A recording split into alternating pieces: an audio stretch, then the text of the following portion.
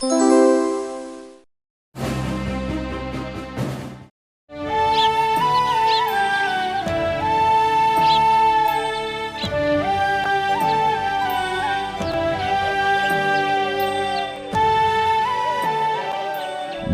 हो, हर मनुष्य का मंगल हो, इस ब्रह्मांड का मंगल हो। हे परम शक्ति, इस पृथ्वी को समस्त समस्याओं से मुक्त करो। प्रणाम गुरुदेव।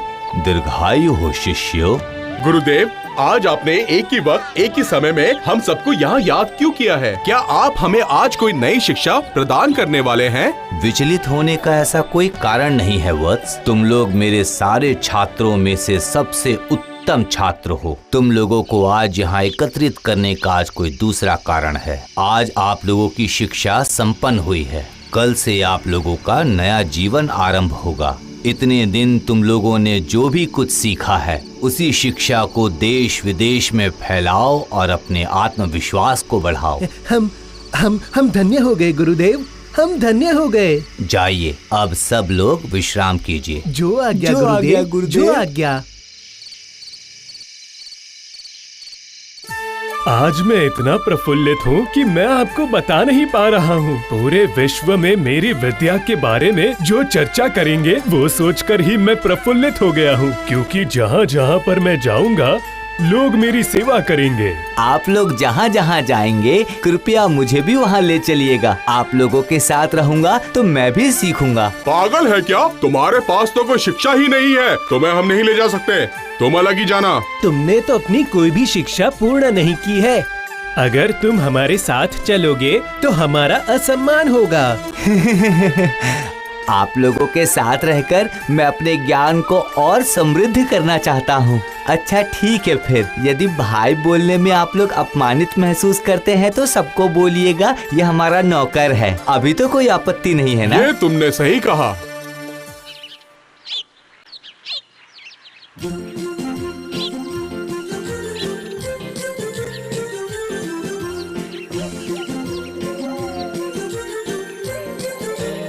सुनिए भाई, यहाँ थोड़ा सा विश्राम कर लेते हैं। ये आपने उत्तम बात की। अब हमें अपने भोजन के लिए कोई व्यवस्था करनी होगी। अरे वाह, इस पेड़ पर तो कितने फल हैं। चलो चलो इन्हें तोड़कर खाया जाए।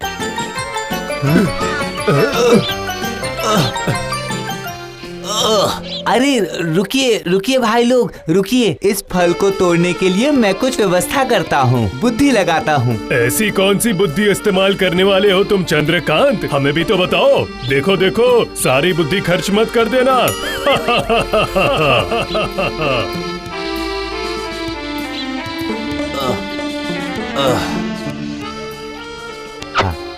दोस्तों, तुम लोगों ने किताबी ज्ञान तो बहुत लिया है, लेकिन समय के अनुसार जो ज्ञान लगता है वो आप लोगों के पास कम है।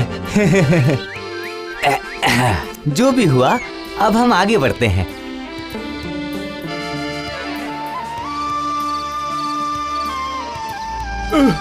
अरे ये जंगल में चल चल के तो हमारे पैर ही दुखने लगे। पता नहीं हमें कोई मनुष्य दिखेगा भी या नहीं।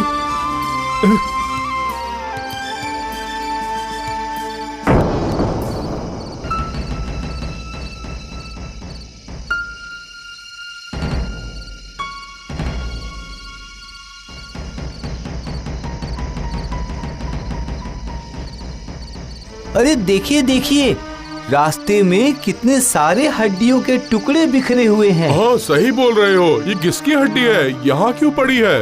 ये निश्चित ही कोई जंगली जानवर की हड्डी लग रही है। अरे वाह वाह, क्या ये भी तुम्हारे चतुर दिमाग का फल है? वाह वाह, क्या बात है तुम्हारे दिमाग की। अरे नहीं दोस्त, ये तो साधारण ज्ञान है। जंगल में जंगली जानवर की ही हड्डी तो मिलेगी, और किसी की हड्डी कैसे मिल सकती है? वो तो तुम सही कह रहे हो, पर ये आखिर किस जानवर की हड्डी है? क्या हम किताबी ज्ञानों से ये जान पाएंगे? हड्डियों को देखकर तो ऐसा लग रहा है जैसे ये जंगल के राजा शेर की हड्डी है। मुझे तो ये हड्डी देख के लगता है कि मुझे तो ये हड्डी शियार की लगती है। पता नहीं चंद्रकांत को ये शेर की हड्डियाँ क्यों लग रही है, मैं समझ नहीं पा रहा। इस विद्या का नाम है सजग ज्ञान। ठीक है, ये सब हम कल तय करेंगे। अभी हम लोग विश्राम करते हैं। चलो चलो चलते हैं।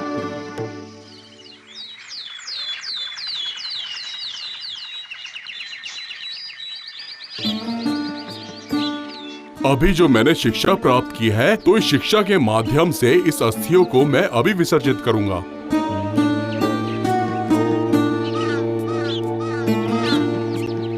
हे गुरुदेव, आपकी दी हुई शिक्षा, ज्ञान, आशीर्वाद व्यर्थ न जाए।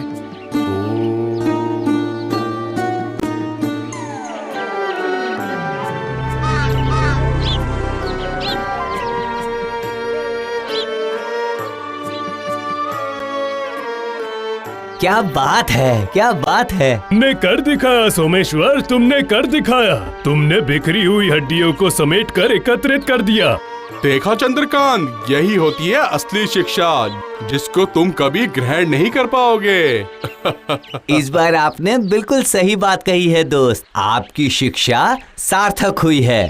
पर अभी भी एक दुविधा मेरे मन में रह गई है। कौन सी दुविधा के बारे में बात कर रहे हो, ये बताओ। यही कि ये कंकाल किस प्राणी का है, ये हमें अभी तक नहीं पता चला है। हमने अपना अनुमान लगा लिया है, पर हमें अभी तक कोई सटीक उत्तर नहीं मिला है। देखो भाइयों देखो, मैं इस बारे में तो बिल्कुल निश्चित हूँ कि ये जंगल के राजा शेर की हड्डियाँ हैं। फिर भी इसे निश्चित करना आवश्यक है क्या? बोलो दोस्तों। क्यों नहीं, बताओ। इस विषय के बारे में हमें पूर्ण ज्ञान चाहिए। क्यों, सही कहा ना? तुम्हारी जानने की पूर्ण इच्छा नहीं है, इसीलिए तुम्हारी शिक्षा भी पूर्ण नहीं हो पाई है। ठीक है, लेकिन इसके बारे में हम कैसे सटीक होंगे, बताओ जरा। इसकी जिम्मेदारी तुम लोग मुझे दे दो। वो कैसे? मैंने जो विशेष ज्ञान प्राप्त किया है, उसके जरिए मैं इस कंकाल में मांस और चमड़ा वापस ला सकता हूँ और पता चल जाएगा कि ये कौन सा प्राणी था। ठीक है, तो इस बारे में हम कल सुबह चर्चा करेंगे, ठीक है?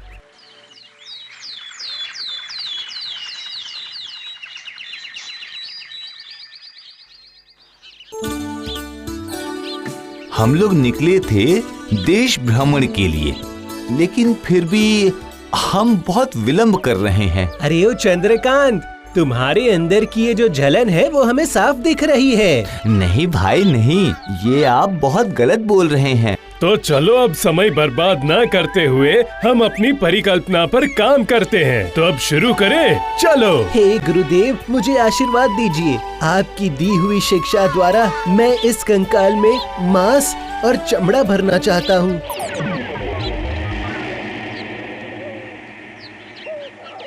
बहुत अच्छे, बहुत अच्छे, तुमने ये कर दिखाया वीरबाहु, बहुत अच्छे। इससे आपकी आश्चर्य क्षमता का परिचय मिला। आप धन्य हो, आप धन्य हो, आप धन्य हो, आप धन्य हो। आप बहुत धन्य अच्छे। हैं। चंद्रकांत, तुमने ये सारी शिक्षा ग्रहण नहीं करी तो उसमें चिंता की कोई बात नहीं है।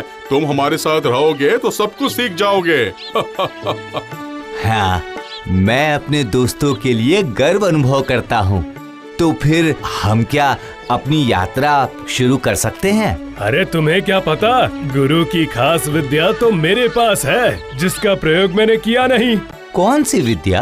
प्राणदान की विद्या। अकेला मैं ही इस विद्या को ग्रहण कर पाया हूँ। क्या बोल रहे हो रामनाथ, ये श्रेष्ठ शिक्षा भी तुमने ग्रहण कर ली? आखिर कैसे? हाँ, ताकि तुम लोगों को ये झूठ ना लगे, इसीलिए मैं ये विद्या का प्रयोग इस शेर पर करूँगा।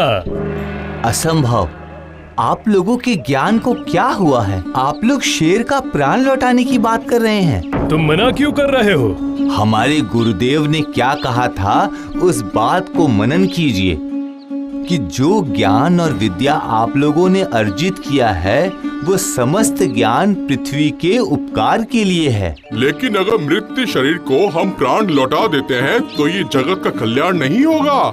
हर प्राणी जगत के नियम के अनुसार ही प्राण त्याग करता है। प्रकृति के विरुद्ध जाना सही नहीं होगा। यह उपकार से ज्यादा समस्या आने की आशंका ज्यादा है। नहीं नहीं नहीं नहीं, इस विषय में मैं आपका साथ बिल्कुल नहीं दे पाऊंगा। अरे मूर्ख ब्राह्मण, डरे हुए ब्राह्मण, हम तुम्हारे साथ नहीं रहेंगे, चले जाओ यहाँ से। देखो, तुम लोग मेरे बहुत पुराने दोस्त हो, तो मैं इस तरह तो तुम्हें त्याग नहीं कर पाऊंगा, किंतु मैं तुम लोगों से दूरी बनाए रखूंगा। मैं जा रहा हूँ।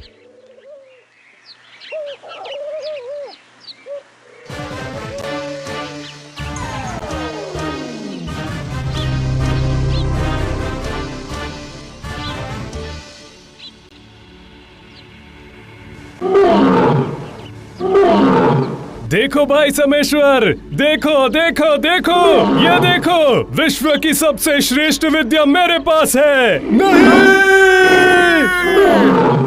हाय हाय हाय, इसी कारण से मैं डर रहा था। सिर्फ पोथी पढ़ने से ही संपूर्ण ज्ञान नहीं मिलता है, वास्तव बुद्धि का भी प्रयोग करना चाहिए। लेकिन आप लोगों ने मेरी बात नहीं मानी। आप लोग मेरी बात मानते तो ऐसी अवस्था कभी नहीं होती, कदापि नहीं होती।